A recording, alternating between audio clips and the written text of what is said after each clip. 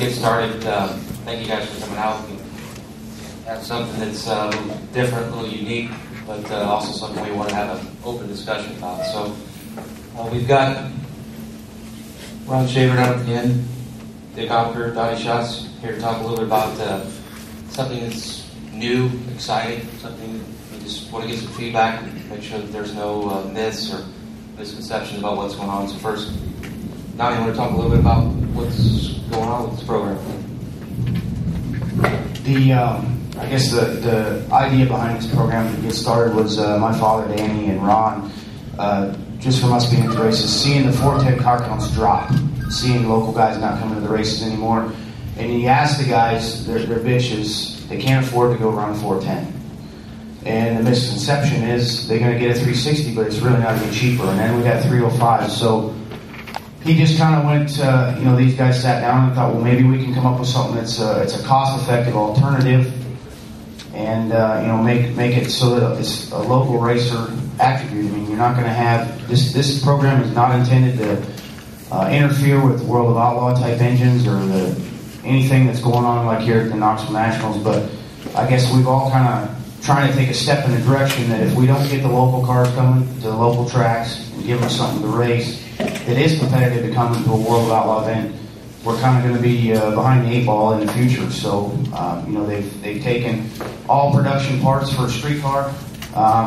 The hard costs on that thing right there is $13,800. Hey, bro. It's 100 horsepower shy of what my stuff is here for the Knoxville Nationals, and it's 50 pounds of torque shy. And, you guys can read dyno sheets all you want all day long, but until you put it in a race car, you really don't know what it's going to do. I have driven it. Tony Stewart has driven it. We both felt the same way about it. It was very comparable to the 410 stuff we have. Is it going to go out here and go quick time at the Knoxville Nationals? Definitely not. It's not going to go to Williams Grove and set a track record.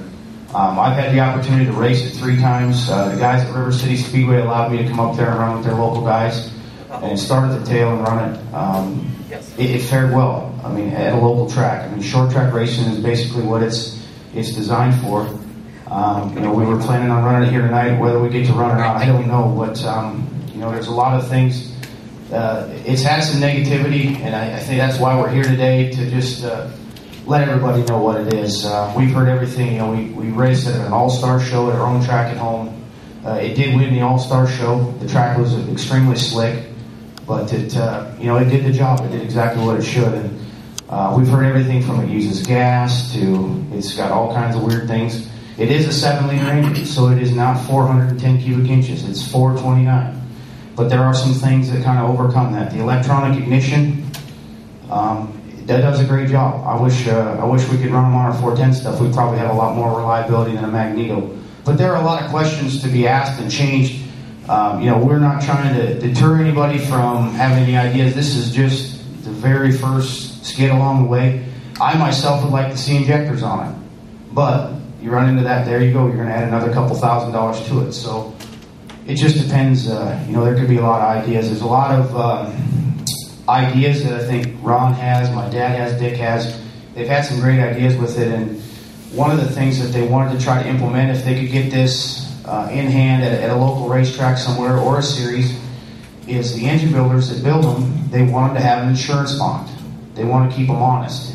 It is a spec engine. Everything on that thing was built for a street car. It's built by people. You can't deter from that product. So if the engine builder has an insurance bond and gets caught going outside the box, he has a financial penalty. Who's going to regulate that? Them are all questions that somebody has to take this. We've kind of got it here.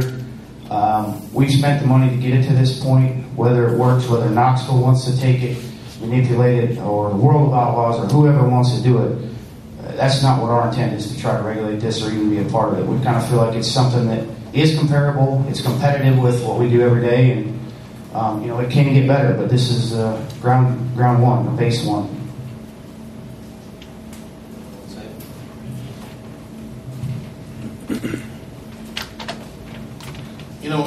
We started this out. It's really basically a stock GM engine that anybody can build. We've got the parts list, the price list, and we're working on an actual build, so you can build it yourself in your garage. Again, there's lots of questions to be answered here. It was something that we thought if a guy could go racing for $20,000, and you could find a place where the rules would allow it to run. Maybe we get some guys off the couch and get some of us engine builders that have nothing to building engines. It's just an alternative. You can take it, one of the associations, Knoxville, or whoever needs to take it and turn it into a mature running, running entity. So you could have a separate group. You could run them with the group you're running. Obviously, it's not going to set any world records, but it'll probably run. Time will tell. We're hoping it'll run anywhere between 25 and 30 races. It's got hydraulic lifters and not real high compression, around 13.5. We use the throttle body for cost.